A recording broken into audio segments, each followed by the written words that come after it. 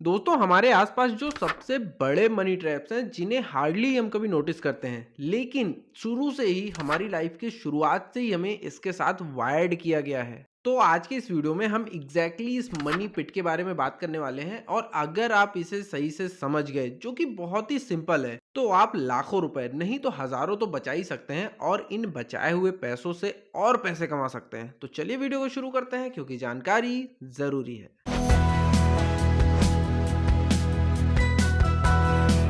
सबसे पहले हमें ये समझना होगा कि ज़्यादातर लोगों की जो है ना, वो एक जैसी इच्छाएं होती हैं। हम प्यार चाहते हैं, हम फ्रीडम चाहते हैं, हम अपनी लाइफ का पर्पस और मीनिंग चाहते हैं, और सबसे ज़रूरी बात कि हम जिंदा रहना चाहते हैं। अगर हम अपनी सर्वाइवल हिस्ट्री को देखें तो हम पहले ग्रुप्स में रहा करते थे। ग्रुप्स में रहने की यानी कि झुंड में रहने की जो हायरार्की है ना, इसके अपने अलग फायदे हैं। हम ज़्यादा रिसोर्सेज को एक्सेस कर सकते हैं, हम खुद को सिक्योर रख सकते हैं, और जब हम सिक्योर रहेंगे तो हम अपने फैमिली को, अपने परिवार को भी आगे बढ़ा सकते हैं। अब किसी भी सोशल ऑर्डर में इसेंशियल पोजीशन पाने के अपने अपने तरीके होते हैं, और अपनी वैल्यूज और स्किल को दिखाना ये दर्शाता है कि आप में जो जिंदा रहने की पॉसिबिलिटीज है ना, वो ज्यादा है, और आप अपनी इन्हीं क्वालिटीज की वजह से हमेशा डिमांड में बने रहते हो। लेकिन ये सारी चीजें होती थी पुराने गुफा वाले दिनों में, जब हम गुफा में रहते थे, जंगलों में रहते थे, और झुंड बना कर लेते थे। आज की इस मॉडर्न दुनिया में आपको सरवाइव करने के लिए किसी भी एक्स्ट्रा स्किल्स की जरूरत नहीं होती है। आज के टाइम पर ज्यादातर लोगों के पास खाने की, रहने की और कपड़ों की पहुंच पहले से ही होती है। किसी के पास कम, किसी के पास ज्यादा, लेकिन सबके पास होती है। लेकिन फिर भी लोग अपने पैसों को ऐसे रिसोर्सेज पर बर्बाद कर रहे हैं लगातार, जिन्हें वो बखूबी समझते हैं और उसके बारे में पूरी तरह से जानते भी हैं, लेकिन फिर भी पता नहीं क्यों मानना नहीं चाहते हैं, और वो है स्टेटस।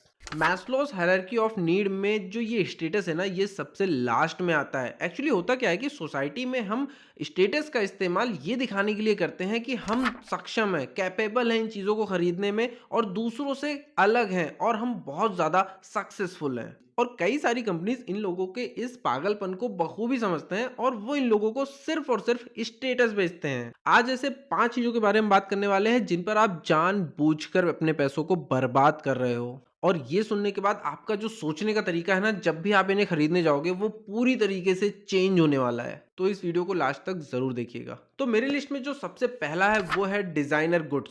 अगर हम एलवीएमएच की तिमाही फाइनेंशियल रिपोर्ट को देखें, जिसमें वे सभी ब्रांड्स शामिल हैं जिनके बारे में आपने सुना ही होगा, क्योंकि ये इंडिया में बहुत ज्यादा पॉपुलर हैं। वैसे एलवीएमएच एक फ्रेंच कंपनी है जिसके लगभग 75 अलग अलग ब्रांड्स हैं, जैसे लुई वीटन, डियोर, बुल्गारी, टिफनी, और यहां तक कि डॉन पेरिग्नोन। एलवीएमएच ने अकेले इस साल की तिमाही में 21.84 अरब डॉलर का बिजनेस किया, यानी कि इंडियन रुपीस में ये होते हैं 1,81,000 लाख करोड़, यानी 1.81 लाख करोड़ रुपए, जिसमें से इनका जो नेट प्रॉफिट था सभी खर्चों को हटाने के बाद वो है 3.63 अरब डॉलर, यानी कि 30,130,000 करोड़ रुपए। और ऐसा नहीं कि ये अकेली ऐसी कंपनी है, ऐसी जो लग्जरी सामान को बेचती है ना, ऐसी कंपनियों के स्टॉक जो है वो हर साल बढ़ते जा रहे हैं। इनका प्रॉफिट, इनकी सेल हर साल बढ़ती चली जा रही है, और इन कंपनीज के जो सीईओज हैं वो दुनिया के सबसे अमीरों की लिस्ट में भी शामिल हैं। एक बात को ध्यान से समझिए कि ये जो एलवीएमएच कंपनी है, ये वही सारे सामान बेचती है जो आप कहीं और से भी खरीद सकते हैं सस्ते दामों पर, कुछ अलग नहीं बेचती है। जैसे कि लेदर बैग्स, कपड़े, परफ्यूम्स, और यहाँ तक कि शैंपेन भी। लेकिन आप इन सामानों को बाकी जगह से ना खरीदकर सिर्फ एलवीएमएच से ही क्यों खरीदेंगे? क्योंकि आप शो ऑफ करना चाहते हो। नॉर्मली क्या होता है कि ये जो डिजाइनर गुड्स होते हैं ना, वो अमीरों से कनेक्टेड होते हैं। लोगों को ये लगता है कि जब ये हमारे पास होंगे तो वो ज्यादा अमीर दिखेंगे। ऐसी ब्रांडेड चीजों जैसे कि एलवी का 3 लाख का बैग, या फिर गुच्ची की 80,000 बेल्ट को खरीदकर आप सोचते हैं कि लोग आपकी तारीफ करेंगे। ये ब्रांड्स इस बात को बखूबी समझते हैं कि वो आपको क्या बेच रहे हैं। ये आपको ये मानने पर मजबूर करते हैं कि उनका जो सामान है वो सबसे हाई क्वालिटी का है, सबसे बेस्ट डिजाइन का है, जिसे खरीदने के बाद आपकी पर्सनालिटी में जो है वो बहुत ही चेंज हो जाएगा। आपकी पर्सनालिटी जो है वो सबसे अलग हो जाएगी। हो सकता है कि इनमें से कुछ चीजें बेस्ट क्वालिटी की हों, लेकिन क्या सच में ये आपके द्वारा पे किए गए पैसों के लायक हैं? मेरे हिसाब से एक लग्जरी बैग आपकी रिटायरमेंट में कोई हेल्प नहीं कर सकता, और ना ही आपकी लाइफ को बेहतर बनाने में कोई हेल्प करता है। लेकिन अगर आप किसी डिजाइनर गुड्स से बहुत ज्यादा इंप्रेस हैं, आप डिजाइनर चीजों को लेना चाहते हैं उसकी बेस्ट क्वालिटी के लिए या फिर उसकी बेस्ट डिजाइन के लिए,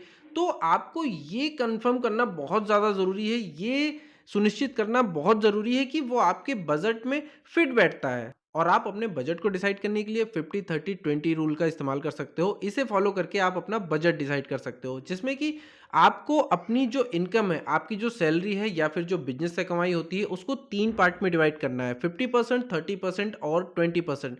50% जो आपकी सैलरी का जो इनकम है, जो आपकी सेविंग्स है या जो भी चीज़ें हैं, या आपके बिजनेस से आ रहा है तो उसका नेट प्रॉफिट है, आपकी सैलरी है, तो उस सैलरी का जो 50% पार्ट होगा, उस 50% को आपको अपनी बेसिक नीड में इस्तेमाल करना है, यानी कि आपके रहने का खर्चा, आपके कपड़ों का खर्चा, आपके खाने का खर्चा, जो भी आपकी बेसिक नीड है, उन पर खर्चा करना है। और उसके बाद जो आपका 30% है, उन 30% को आपको इन चीज़ों पर खर्च करना है, यानी कि आप उसमें से जो भी चाहते हो, आपकी जो इच्छाएँ हैं, अगर आपकी कोई हॉबी है, उस पर खर्च करना चाहते हो, आप घूमने जाना चाहते हो, आपको कोई डिज़ाइनर सामान लेना है, इन सब चीज़ों पर आप खर्चा कर सकते हो। और जो 20% है, उसको आपको सेव करना है या कहीं पर इन्वेस्ट करना है। तो अगर आप इस बजट में फिट बैठते हो, आपका बजट आपको अलाउ करता है कि आप डिज़ाइनर गुड्स 3 लाख का बैग या फिर 20 लाख का फ़ोन खरीद सकते हो, तो बेशक आप जाइए और बिंदास होके खरीदिए। दूसरे नंबर पर है लग्ज़री कार्स। अगर आप एक लग्ज़री कार के मालिक हो, तो हो सकता है कि आपने इसे इसलिए खरीदा है क्योंकि ये आपको बेस्ट एक्सपीरियंस देती है और यह सोसाइटी को दिखाता भी है कि आप कैपेबल हैं और सक्सेसफुल भी हैं। दुनिया में जितनी भी लग्ज़री कार्स कंपनीज़ हैं, जैसे कि मर्सिडीज़ बेंज, बीएमडब्ल्यू, फेरारी या फिर टेस्ला, ये हमेशा इस बात पर जोर देती हैं कि हमारी कार जो है वो बेस्ट क्वालिटी की हैं, कंफर्टेबल हैं और हाई टेक्नोलॉजी से लैस हैं। और अगर आपके पास ये नहीं है, इसका मतलब आप दुनिया में बहुत पीछे चल रहे हो, आप पुराने ज़माने के हो, आप नई दुनिया से कनेक्ट ही नहीं कर पा रहे हो। लेकिन एक बात को हमेशा याद रखिए कि कार एक डिप्रिशिएटिंग एसेट है, यानी कि जिस दिन से आप कार खरीद के ले आते हैं, उसी दिन से उसकी वैल्यू कम होना शुरू हो जाती है। एक लग्ज़री कार खरीद के आप लोगों को ये तो दिखा सकते हैं कि आप कितने कैपेबल हैं और आप कितने ज़्यादा सक्सेसफुल हैं, लेकिन इसके लिए आपको हर महीने एक कीमत चुकानी पड़ती है, जो कि कार का इंश्योरेंस है, उसकी मेंटेनेंस है और उसके साथ-साथ और सारे खर्चे हैं जो आपको करने पड़ते हैं हर महीने। और मेरे हिसाब से ये बिल्कुल भी बुद्धिमानी वाला काम नहीं है। मेरे कहने का मतलब ये बिल्कुल भी नहीं है कि लग्ज़री कार खरीदना बुरा है, लेकिन ज़रा समझिए कि क्या आप इसको खरीद सकते हैं? क्या आपका बजट कार खरीदना अलाउ करता है? क्या ये वास्तव में आपको वैल्यू प्रोवाइड करवा रही है या फिर आप सिर्फ़ इसलिए ले रहे हो कि ये आपको दूसरों के सामने इम्पोर्टेंट दिखाने वाली है? अगर आपको कार लेनी है तो आप 10% रूल को फॉलो कर सकते हैं, यानी कि अगर आपकी कार का खर्चा आपकी सैलरी के 10% हिस्से के बराबर है तो आप बिल्कुल कार खरीद सकते हैं। मान लीजिए कि आपकी सैलरी 1 लाख रुपए है, जिसका 10% होता है 10,000। तो जब आप कोई कार लेके आ रहे हैं तो उसके हर महीने जो ईएमआई जा रही है, उसका जो मेंटेनेंस है, उसकी सर्विस कॉस्ट है, वो सब मिला के आपकी सैलरी का जो 10% हिस्सा है उसको एक्सीड नहीं करना चाहिए। अगर इसको आप मैच कर रहे हो तो आप चाहे लग्जरी कार ले लो या आप सुपर कार ले लो, कोई फ़र्क नहीं पड़ता, आप जाके बिंदास खरीद सकते हो। तीसरा और सबसे इम्पोर्टेंट, क्योंकि ये ज़्यादातर लोग करते हैं, चाहे वो लोअर क्लास का हो या फिर टॉप क्लास का हो, दूसरों की बराबरी करना। कई बार ऐसा होता है, खैर कई बार क्या, हमेशा ही ऐसा होता है कि हम अपने दोस्तों और अपने रिश्तेदारों की लाइफ़स्टाइल को मैच करने के लिए अपनी औकात से ज़्यादा खर्चा करने लगते हैं। एक सर्वे में ये बताया गया है कि जो 40% मिलीनियर्स हैं, ये बहुत बड़ा नंबर है, 40%। तो ये जो 40% मिलियनर्स हैं, ये अपनी 60% वेल्थ को दोस्तों के साथ रेस्टोरेंट में खाना खाने पर, एल्कोहल पर और लगातार पार्टीज करने पर ओवर स्पेंड करते हैं। और मल्टी मिलियनियर होने के बावजूद कभी कभी ये बहुत बड़े कर्जे में डूब जाते हैं और फिर उसके बाद बुरी तरीके से बर्बाद हो जाते हैं। और जिसका सबसे बड़ा एग्जाम्पल है किंगफिशर के मालिक विजय माल्या। ऐसे बहुत सारे मल्टी मिलियनियर्स हैं, ये अकेले नहीं है, लेकिन इसको मैं इसलिए बता रहा हूँ क्योंकि इसके बारे में लगभग सारे ही लोग जानते हैं। बेशक एक्सपीरियंसेस पर खर्च करना चाहिए, लेकिन सिर्फ उतना ही जितना आपका बजट आपको अलाउ करता है। और ऐसे टाइम पर आपको 2 बार नहीं बल्कि 100 बार सोचना चाहिए, जब आप खुद के लिए नहीं बल्कि किसी दूसरे को दिखाने के लिए खर्च करने जा रहे हैं। चौथे नंबर पर आता है टेक एंड गैजेट्स। आज का दौर ही कुछ ऐसा चल रहा है कि भले ही लोगों के पास उनकी बेसिक नीड को पूरा करने के लिए बजट हो ना हो, लेकिन वो हमेशा नए नए मोबाइल फोन्स, लैपटॉप्स और गेमिंग सेट को खरीदने के लिए एक्साइटेड रहते हैं। और ये जो कंपनीज इन गैजेट्स को बनाती है ना, इनको ये बात बखूबी पता होती है कि ऐसे लोग जो हैं वो जो पागल हैं इनके पीछे, वो इन गैजेट्स के लिए प्रीमियम प्राइस पे करने को तैयार बैठे हैं। और लोगों के इसी ऑब्सेशन का फ़ायदा उठाने के लिए ये कंपनीज़ क्या करती हैं, सेम फ़ोन को थोड़ा-सा मॉडिफ़ाइड करके, थोड़ा-सा अपग्रेड करके हर साल लॉन्च कर देती हैं और आपको ये सोचने पे मजबूर कर देती हैं कि जो आपके पास पिछले साल 1 साल से आप फ़ोन जो चला रहे हैं, वो पुराना हो चुका है और आपको नए फ़ोन लेने की ज़रूरत है। जबकि ऐसा असलियत में होता नहीं है, लेकिन साइकोलॉजिकल आपके ऊपर ये प्रेशर बनाया जाता है, ऐसे-ऐसे एड्स दिखाए जाते हैं आपको कि आप ये सोचने पर मजबूर हो जाते हैं कि आपके पास जो पहले से फ़ोन है या पहले से जो लैपटॉप है या जो आपके पास गेमिंग सेट है, वो आउटडेटेड हो चुका है, आप पुराने ज़माने में हो। और अगर आप इस नए फ़ोन को या नए लैपटॉप को नहीं खरीदते हो, तो आप मॉडर्न दुनिया से कनेक्ट नहीं कर पा रहे हो और आप अपने दोस्तों के सामने खुद को डिग्रेडिंग महसूस करते हो। आपको लगता है कि यार ये चीज़ मेरे पास कैसे नहीं है, नई टेक्नोलॉजीज़ मेरे पास क्यों नहीं है? ऐसे में आपको इन्फीरियर फ़ील होने लगता है। आजकल लोगों की साइकोलॉजी क्या हो गई है कि जब भी वो कोई नया फ़ोन लेंगे, नया लैपटॉप लेंगे, नया गेमिंग सेट लेंगे, तो सबसे पहले उसे सोशल मीडिया पर अपलोड करेंगे, उसकी रील्स बनाकर, उसकी वीडियोज़ बनाकर सोशल मीडिया पर डालेंगे कि हमारे पास तो सबसे लेटेस्ट टेक्नोलॉजी है। लेकिन ये आज समझना बहुत ज़्यादा ज़रूरी है कि भाई आज अगर आपने कोई नया फ़ोन लिया, तो अगले घंटे या फिर अगले दिन ही उस फ़ोन से ज़्यादा अच्छा फ़ोन लॉन्च हो जाता है और फिर एक ही दिन बाद हो सकता है आपको ये फ़ील होने लगे कि यार मैंने ये वाला फ़ोन क्यों नहीं लिया, ये वाला क्यों ले लिया। तो ये एक्साइटमेंट ज़्यादा देर रहती नहीं है, हो सकता है 1 घंटे ही रहे, हो सकता है 1 दिन रहे या हो सकता है 1 हफ्ते तक भी ना चले।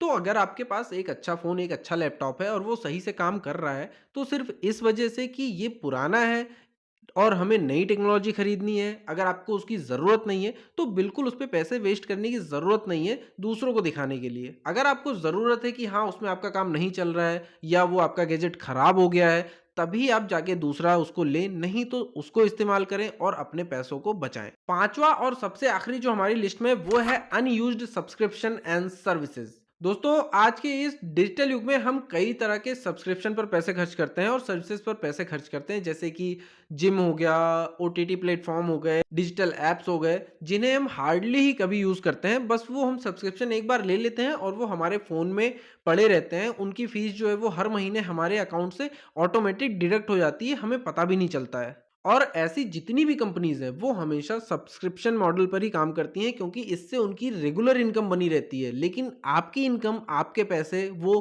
खाती रहती हैं, उसको वो डिस्ट्रॉय करती हैं, यानी कि आपके पैसों को बर्बाद करके ये कंपनियाँ अमीर बन रही हैं। अब एक बात को आप ध्यान से सुकून से बैठकर सोचिए कि जिस भी ओटीटी प्लेटफ़ॉर्म का सब्सक्रिप्शन आपने ले रखा है, उसको आपने पिछली बार कब यूज़ किया था? या फिर आप महीने में उसको कितने दिन यूज़ करते हैं? क्या वो सच में आपको वैल्यू ऐड करवा रही है? आपकी लाइफ़ को वो कहीं ग्रो करके ले जा रही है? क्या उसकी सच में आपको ज़रूरत है?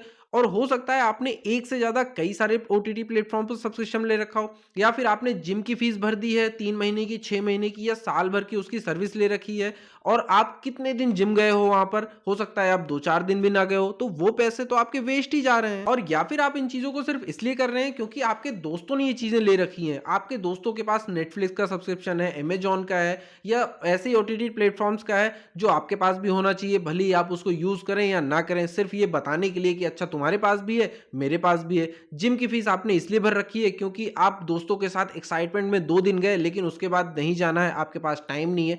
तो आप इन चीज़ों को सोचते नहीं हो, समझते नहीं हो, सिर्फ़ दूसरों को देखकर, दूसरों से इन्फ्लुएंस होकर आप जाके इन चीज़ों पर खर्चा कर देते हो और वो खर्चे लगातार चलते रहते हैं और ऐसे सब्सक्रिप्शन जो होते हैं, वो हर महीने आपके अकाउंट से डिडक्ट होते रहते हैं, जिससे आपकी सैलरी खत्म होती रहती है, आपके पैसे बर्बाद होते रहते हैं। और ये सारी चीज़ें बहुत ही गंभीरता से सोचने वाली हैं, तो इसको बैठ के सोचिएगा ज़रूर।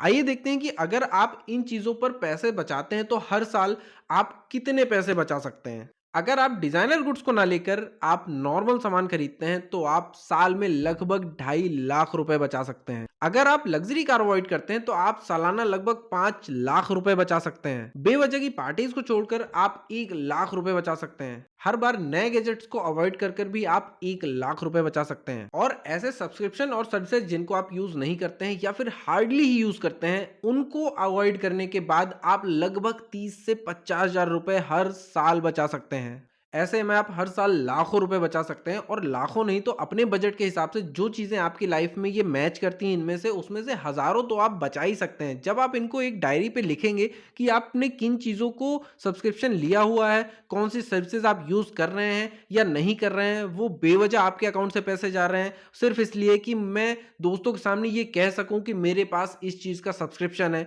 लेकिन आप उसको यूज़ नहीं कर रहे हैं, तो ये कहीं की बुद्धिमानी नहीं है। तो आप इन चीज़ों को अवॉइड करिए, उनको अपने खर्चों से लिस्ट से कट कर दीजिए, तो आपकी सेविंग होती रहेगी और जब आप ये पैसे सेव करेंगे, तो वो आपके काम आएँगे। हो सकता है कि इन पैसों को आप कहीं इन्वेस्ट कर दें, तो वो पैसे बहुत ज़्यादा हो जाएँ, कुछ सालों के बाद आपके रिटायरमेंट में काम आएँगे। लेकिन अगर इन सारी चीज़ों को जितने भी मैंने पॉइंट्स बताए हैं, इन सब पे आप पैसे खर्च कर रहे हो, तो ना ही वो आपके रिटायरमेंट में हेल्प करेगी, ना ही आपकी वो लाइफ़ को इम्प्रूव करेगी, आपकी लाइफ़ में कोई भी वो वैल्यू ऐड नहीं कर रही है। ये सिर्फ़ आपको स्ट्रेस देती है और इस स्ट्रेस की वजह से आपकी जो वर्किंग कैपेसिटी है वो कम हो जाती है, आपकी इनकम धीरे-धीरे कम हो जाती है और मैंने ऐसे बहुत सारे मिलेनियल्स को देखा है, जो मल्टी मिलियनियर थे, करोड़पति थे, अरबपति थे, लेकिन अपनी इन्हीं आदतों की वजह से वो आज बर्बाद हो चुके हैं। और जब आप गूगल पर जाकर ये सर्च करेंगे ना, तो आपको लंबी लिस्ट मिलेगी ऐसी लोगों की, मैं वो लिस्ट बताना नहीं चाहता हूँ क्योंकि बहुत सारा टाइम लगेगा, तो ये आप खुद से सर्च कर लीजिएगा। मेरा कहने का मतलब सिर्फ़ इतना है कि आप अपने पैसों को अगर समझदारी से खर्च करते हैं, तो आपकी लाइफ़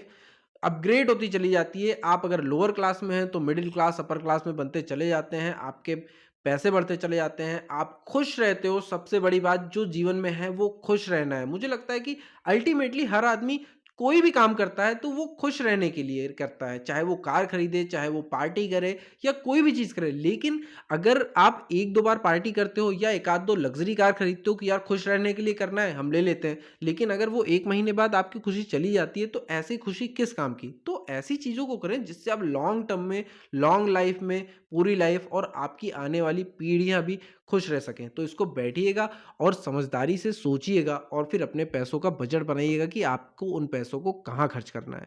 तो दोस्तों वीडियो सही लगी हो तो वीडियो को एक लाइक ज़रूर से कर दीजिएगा और नहीं सही लगी हो तो डिसलाइक भी करके ज़रूर से जाइएगा और ये बता के जाइएगा कि इसमें क्या आपको सही नहीं लगा है। फिर मिलते हैं एक नए वीडियो में, तब तक के लिए जय हिंद, जय भारत।